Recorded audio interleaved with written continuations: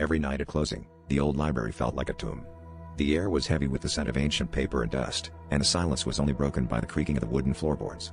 I was the last to leave, as always, making sure the shelves were in order and the lights were turned off.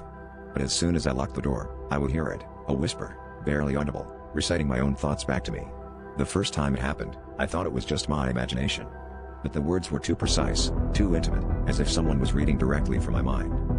Determined to discover the source of the voice, I decided to stay late one night, hiding behind the towering rows of books.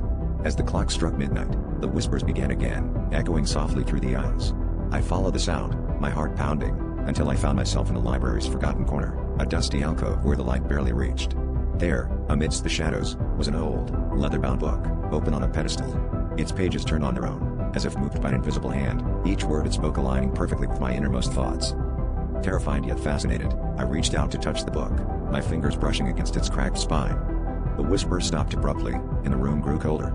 Suddenly, images flooded my mind, visions of past patrons, their secrets laid bare, their thoughts consumed by the book.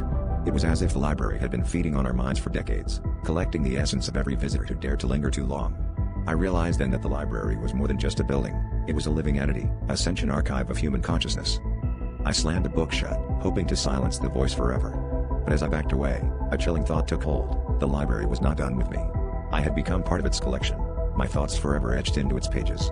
As I fled into the night, I could still hear the whispers, now louder, more insistent. They followed me home, a constant reminder that some stories, once told, can never be forgotten. And every night, just before sleep, I hear it, a soft, familiar voice, reading my thoughts aloud, binding me eternally to the old library's dark heart.